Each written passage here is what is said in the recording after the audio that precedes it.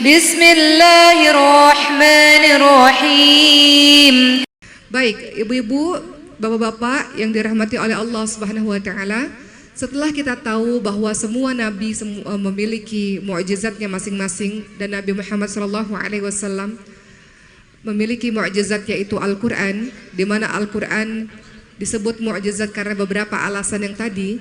Mari kita lihat sebelum kita bahas Al-Qur'an dalam kehidupan kita pada masa ini, para sahabat-sahabat Nabi yang menghafalkan Al-Qur'an. Ibu-ibu ada yang tahu siapa sahabat-sahabat Nabi yang menghafalkan Al-Qur'an? Di antaranya siapa? Ada Sayyidina Uthman bin Affan radhiyallahu anhu. Sayyidina Uthman bin Affan ini adalah seorang sahabat yang terkenal hatinya sangat terkait dengan Al-Qur'an. Di masa pemerintahannya, di masa kekhalifahannya, Sayyidina Uthman bin Affan ini berhasil menghimpun Al-Qur'an dalam satu mushaf dan menyebarkannya ke beberapa kota. Jadi kalau ditanya sahabat-sahabat Nabi yang menghafalkan Quran, salah satunya adalah Sayyidina Uthman bin Affan radhiyallahu anhu, di mana pada saat itu di akhir hidupnya beliau disekap di dalam rumahnya selama 40 hari dan beliau syahid, mati terbunuh pada saat beliau sedang membaca Al-Quran. Ibu-ibu tahu bahwa kita ini dimatikan oleh Allah sesuai dengan kebiasaan kita. Pernah tidak kita melihat di YouTube misalnya ada orang yang meninggal dunia pada saat sujud? Pernah lihat nggak ibu-ibu? Kenapa ada orang meninggalnya pada saat sujud? Karena sehari-harinya sujud, sehari-harinya suka berada di masjid. Jadi Allah matikan sesuai dengan kebiasaannya. Ada orang yang hari-harinya baca Quran, kemudian ketika akhir hidupnya meninggal dunianya ketika sedang membaca Quran. Kenapa? Karena hari-harinya bersama dengan Al-Quran. Jadi kalau kita mau matinya mati dalam keadaan baik, mati husnul khatimah, maka salah satunya adalah biasakan diri kita untuk melakukan perkara-perkara yang baik. Seperti Sayyidina Uthman bin Affan radhiyallahu anhu, beliau meninggal dunia dalam keadaan sedang membaca Al-Quran, Masya Allah. Kemudian ada perkataan Sayyidina Uthman bin Affan yang penting untuk kita ketahui, kata beliau, bagian dunia yang kucintai itu ada 3, kata Sayyidina Uthman bin Affan. Pertama, aku senang sekali untuk mengenyangkan orang-orang yang lapar. Kemudian kedua, beliau mengatakan, aku senang memberikan pakaian bagi mereka yang tidak punya. Dan ketiga, aku senang membaca Al-Quran. Dalam kehidupan kita, kita punya kesenangan masing-masing. Jadi ibu-ibu silakan pilih ibadah apa yang mau ibu-ibu tekankan, yang mau ibu-ibu utamakan. Ada orang yang sukanya sholat, nanti dia masuk surga dari pintu sholat. Ada orang yang sukanya memperbanyak puasa, dia masuk surga dari pintu Ar-Rayyan, orang yang suka puasa, gitu ya. Ada orang yang suka menuntut ilmu, nanti dia masuk surga dari pintunya menuntut ilmu. Ada orang yang haji, hajinya mabrur, masuk surga dari pintu haji yang mabrur. Begitulah teman-teman semua. Tapi tadi perkataan Sayyidina Uthman bin Affan, hal yang membuat beliau bahagia adalah memberi makan orang, memberi pakaian orang yang tidak punya pakaian, dan membaca Al-Quran. Jadi ibu-ibu kalau lagi stres, kadang-kadang kita jadi ibu-ibu rumah tangga stres, pusing, capek, ternyata obatnya adalah Al-Quran. Berwudu, ambil Quran dan baca Al-Quran. Dalam kesempatan yang lain, Sayyidina Uthman bin Affan juga mengatakan ada 4 hal yang nampak merupakan keutamaan dan yang tersembunyi merupakan kewajiban. Apa kata Sayyidina Uthman bin Affan? Berkumpul bersama orang-orang salih adalah keutamaan. Selamat datang Bapak. Dan mencontoh mereka adalah kewajiban. Jadi teman-teman semua ibu-ibu, kalau punya sahabat-sahabat salih, maka berkumpullah dengan mereka. Itu adalah sebuah keutamaan untuk kita. Kemudian kedua, kata Sayyidina Uthman bin Affan, membaca Al-Quran dan membaca Al-Quran dan kemudian mengamalkannya adalah sebuah kewajiban, adalah sebuah membaca Al-Quran adalah sebuah keutamaan dan mengamalkannya adalah sebuah kewajiban. Jadi saya tanya ibu-ibu, hari ini sudah baca Quran belum? Belum? Yang benar. Belum baca Quran? Udah ngelihat Instagramnya udah? Lebih dulu lihat Instagram apa lebih dulu baca Qurannya? Kata guru saya ketika saya tanya, wahai Syekh, kapan sih waktu terbaik untuk baca Quran? Kata Syekh saya, awali hari ketika membuka mata, maka awali hari dengan Quran. Karena nanti kalau sudah mulai pagi, siang, sore takutnya sibuk, jadi awali hari dengan Quran. Jadi kata Sayyidina Utsman bin Affan apa? Membaca Al-Quran adalah keutamaan dan mengamalkannya adalah kewajiban. Kemudian beliau juga mengatakan menziarahi kubur adalah keutamaan dan beramal sebagai persiapan untuk mati adalah sebuah kewajiban. Jadi Sayyidina Utsman mengatakan maka mempersiapkan diri untuk pertemuan dengan Allah sebuah kewajiban. Terakhir beliau mengatakan membesuk orang sakit adalah keutamaan dan mengambil wasiat darinya adalah sebuah kewajiban. Baik, tadi kita sudah bahas bahwa salah satu sahabat Nabi yang menghafalkan Al-Quran adalah Sayyidina Utsman bin Affan. Ada lagi? Siapa yang tahu? Sayyidina Ali bin Abi Thalib radhiyallahu anhu juga adalah seorang penghafal Al-Quran dan termasuk dari kalangan anak-anak yang mendapatkan hidayah pertama kali yang masuk Islam. Apa kata Sayyidina Ali bin Abi Thalib radhiyallahu anhu, ibu-ibu semua? Demi Allah, kata beliau, tidak ada satupun ayat yang diturunkan kecuali aku telah mengetahui tentang apa dan di mana ayat itu diturunkan. Sesungguhnya Allah telah memberikan kecerdasan hati dan lidah yang fasih.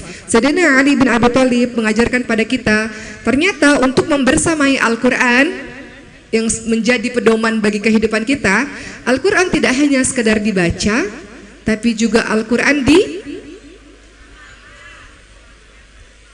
dibaca, Al-Quran dihafalkan, Al-Quran tadabur Quran, dibaca artinya, dihayati, direnungkan. Ini Allah lagi bicara tentang apa ya? Kemudian Al-Quran itu diajarkan. Apa kata Rasulullah SAW? Khairukum man ta'alamal Quran wa 'allamah. Sebaik-baik orang adalah orang yang belajar dan mengajarkan Al-Quran. Jadi para ibu, para ayah wajib untuk bisa baca Al-Quran. Karena bapak dan ibu adalah guru bagi anak-anaknya. Kan malu bapak-bapak nggak bisa baca Quran. Malu nggak Pak? Malu. Anak-anak semakin hari semakin pintar, anak-anak semakin cerdas. Kata anak-anak, bapak aja nggak bisa baca Quran, ibu aja nggak bisa baca Quran, bener nggak? Bapak aja kerjanya main apa? Nongkrong mulu di luar misalnya, atau kerja nggak pulang-pulang, nggak pernah ngelihat anaknya bapaknya baca Quran. Ibu juga kerjanya nonton sinetron melulu misalnya, atau main gadget melulu, nggak kedengeran ibunya baca Quran. Jangan ibu-ibu sekalian, malu sama anak-anak. Anak-anak kita udah dari kecil-kecil, dari PAUD itu udah hafal juz 30, juz amma. Ibu juz apa? Juz jambu, juz mangga, juz strawberry ya Bu. Tapi saya yakin semua di sini ibu-ibunya salihah, masya Allah. Jadi juz berapa ini?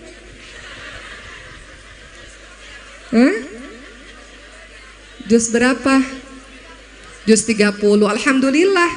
Ada satu kisah, seorang jamaah bercerita, suami saya setiap kali jadi imam bacanya trikul lagi katanya.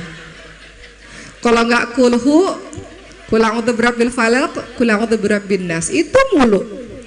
Ketika ditanya sama suami, kenapa ayah trikul lagi? Karena ayah cinta sama trikul. Padahal hafalnya trikul doang. Ini menjadi pengingat bagi para ayah, ayo dong nambah lagi hafalannya. Juga para ibu kan jadi imam di rumah kalau sama anak-anak. Mama, masa ayatnya itu lagi gitu ya. Jadi harus ada penambahan setiap harinya. Makanya ada waktu untuk kita menghafalkan juz amma. Alhamdulillah, setidaknya bisa gonta-ganti lah ayat kalau kita jadi imam ya Bu. Jadi nggak malu-maluin depan anak nanti kalau jadi imam. Coba deh tanya sama anak-anak, nak, mama kalau di rumah suka ngaji nggak? Bapak kalau di rumah suka ngaji nggak? Iya suka ngaji. Nah itu alhamdulillah, kita patut berbangga. Tapi kalau anak kita mama kerjanya nonton sinetron melulu, giliran iklan baru sholat, itu pun TV-nya nggak dikecilin, ntar deh telinganya bekerja. Nih iklan bentar lagi udah mau kelar nih, dipercepat deh sholatnya, ya. Nih ntar lagi sinetron udah mulai nih, ya. Akhirnya sholatnya jadi ngebut gara-gara iklannya udah mau habis, ya. Jangan ya Bu. Jadi kita mulai lagi tadi, siapa saja sahabat Nabi yang menghafalkan Quran. Ada Sayyidina Utsman bin Affan, ada Sayyidina Ali bin Abi Thalib, ada Zaid bin Thabit radhiyallahu anhu. Salah satu sahabat Nabi yang juga menghafalkan Quran namanya Zaid bin Thabit radhiyallahu anhu. Siapa beliau? beliau adalah seorang sahabat Ansor. Beliau adalah orang yang sangat cerdas. Dan beliau, siapa Zaid bin Thabit? Pernah dengar nggak namanya? Beliau adalah sekretarisnya Rasulullah SAW. Ketika setiap kali Rasulullah menerima wahyu, maka Zaid bin Thabit radhiyallahu anhu selalu dipanggil oleh Rasul untuk menuliskan wahyu tersebut. Ya, dan Zaid bin Thabit adalah orang yang juga banyak menguasai berbagai macam bahasa. Jadi teman-teman sekalian, kita di sini bisa lihat bahwa orang-orang yang dekat dengan Al-Quran pasti dia orang-orang yang cerdas, mudah bagi dia untuk mempelajari ilmu-ilmu lainnya. Benar ya Bu? Benar nggak para bapak dan ibu guru? Kalau anak-anak kita hafal Quran, pasti urusan-urusan sekolah, pelajaran-pelajaran sekolah menjadi mudah baginya. Betul? Beberapa waktu yang lalu saya pernah hadir Bu ke wisuda satu universitas. Jadi biasanya kalau acara wisuda suka dipanggil wisudawan terbaik, betul ya? Maka dipanggillah wisudawan terbaik anak ini. Kemudian disebutkan lagi hafalan terbaik yang mutqin, 30 juz mutqin. Anak ini lagi Bu. Ya. Jadi dia sudahlah menjadi anak yang terbaik, berprestasi dengan IPK yang tinggi, tapi juga dari segi hafalan dia juga yang terbaik. Jadi kalau anak-anak itu sudah menguasai Al-Quran, mudah sekali untuk dia menguasai ilmu-ilmu yang lainnya. Al-Quran yang dia kuasai menjadi ciri bahwa dia adalah orang yang bisa menguasai ilmu-ilmu lainnya. Cerdas dia karena otaknya terbiasa untuk bekerja, untuk menghafal, untuk mengingat, untuk mentadabur. Otaknya terus bekerja sehingga mudah untuk menghafalkan atau mempelajari ilmu lainnya. Kelima, sahabat Nabi yang juga menghafalkan Quran. Keempat adalah Ubay bin Ka'ab radhiyallahu anhu. Kemudian ada Abu Darda radhiyallahu anhu, ada Ibnu Mas'ud radhiyallahu anhu. Ibu-ibu pernah dengar Ibnu Mas'ud? Apa yang terjadi pada Ibnu Mas'ud?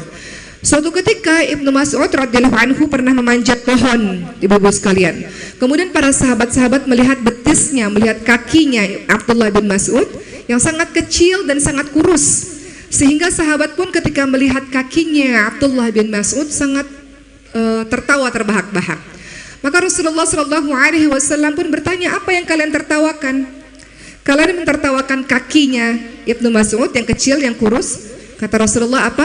Sungguh kakinya Ibnu Mas'ud lebih berat dalam timbangan hari kiamat daripada gunung Uhud. Gunung Uhud itu besar, panjang Bu. Jadi orang-orang mentertawakan keadaan fisiknya Ibnu Mas'ud radhiyallahu anhu, dan Rasulullah tidak mau sahabatnya diolok-olok seperti itu karena Ibnu Mas'ud seorang penghafal Al-Quran, seorang pencinta Al-Quran. Kedudukan penghafal Quran sangat istimewa. Di dunia dan di akhirat Allah angkat derajat orang-orang yang mencintai Quran, orang-orang yang bersahabat dengan Quran. Makanya Rasul katakan, kalian tertawakan apa? Kalian tertawakan fisiknya yang mungkin berbeda. Kalau ini ditimbang kakinya yang menurut kalian kecil dan kurus dengan gunung Uhud, maka kakinya Ibnu Mas'ud ini lebih besar. Maksudnya orang ini orang yang sangat mulia, tidak patut bagi kalian untuk mentertawakannya. Artinya apa teman-teman sekalian? Di sini kita bisa lihat bahwa Al-Quran bisa menaikkan derajat seseorang. Dengan Al-Quran pula Allah bisa menurunkan derajat seseorang. Jadi kalau kita dekat dengan Quran, kita menghafalkan, kita mempelajari Al-Quran, Allah akan meninggikan derajat kita di dunia dan di akhirat insyaAllah. Berikutnya sahabat Nabi yang juga menghafalkan Quran ada Abu Musa al-Ash'ari radhiyallahu anhu. Beliau adalah seorang sahabat Nabi yang memiliki perhatian yang besar terhadap Al-Quran dan suaranya sangat merdu. Rasulullah SAW memuji suaranya Abu Musa al-Ash'ari dengan mengatakan suaranya itu benar-benar merdu seperti serulingnya Nabi Daud, ya, saking merdunya suara Quran itu dibacakan. Itu beberapa sahabat-sahabat Nabi yang menghafalkan Quran.